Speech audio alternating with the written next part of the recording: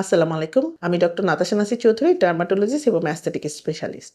Filler নিয়ে অনেকের একটা ধারণা থাকে যে এটা এক ধরনের লেজার, এক ধরনের সার্জারি, এক ধরনের মনে হয় কি জানি কি। তো ফিলার হচ্ছে একটা জেল টাইপের প্রোডাক্ট। আমি মেডিকেটেড টার্ম কন্ডিশনের মধ্যে যাচ্ছি না। আমি জাস্ট আপনাদেরকে বোঝানোর জন্য দিচ্ছি একটা জেলি টাইপের জিনিস। যেটা হচ্ছে ধরেন আমরা একটা ফাঁকা জায়গা আছে, এখানে চুপসে আছে, তো আমরা এখানে একটা জেল জাতীয় জিনিস দিলাম সেটা একটু ভরাট হয়ে থাকবে।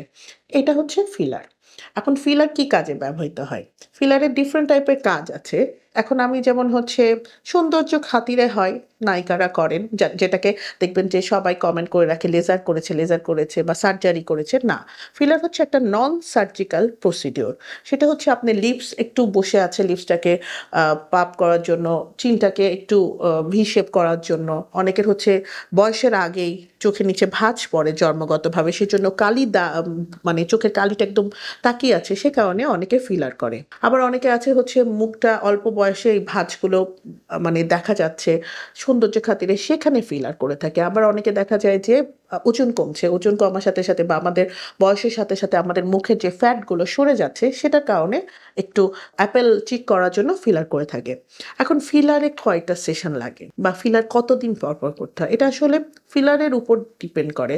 যেমন কিছু ফিলার বডিতে থাকে 1 বছর পর্যন্ত, কিছু থাকে 9 মাস পর্যন্ত, কিছু থাকে 2 বছর পর্যন্ত।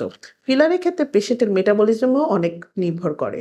কিছু পেশেন্টের শরীরে দ্রুত দেখবেন যে সে খাবার খাচ্ছে, সেটা দ্রুত ভেঙে যাচ্ছে, সেরকম ফিলারটাও তার শরীরে দিলে দ্রুত ভেঙে যাচ্ছে। এক্ষেত্রেও ফিলারের লংজিভিটিটা নির্ভর করে। এখন ফিলারের হচ্ছে করলে কি সারা জীবন চলে যাবে কিনা? না, সারা জীবন না, এটাকে আপনাকে টাচ আপ করতে হয়।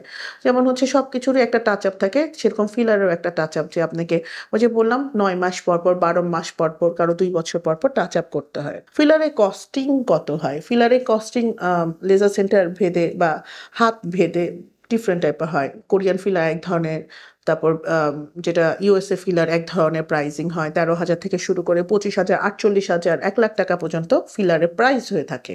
আর ফিলার কতদিন থাকে বডিতে, মানে ধরেন আমি ফিলারটা করেছি আর ভাল লাগছে না, এটা যাবে কবে, আমি অপেক্ষা করছি, সেটার ক্ষেত্রেও ফিলার যদি আপনি ধরেন ঠোঁটে করেছেন, এখন আপনার ভাল লাগছে না বা শেপটা ভাল লাগছে না বা আপনি এটা রিমুভ করতে চাচ্ছেন, সেক্ষেত্রে কিছু ডিজলভিং ইনজেকশন থাকে, সেটা আমরা বলি যে আপনি ডিজলভিং ইনজেকশনটা দিলে সেটা হচ্ছে ব্রেকডাউন করে, তখন বডি থেকে বের হয়ে যায়।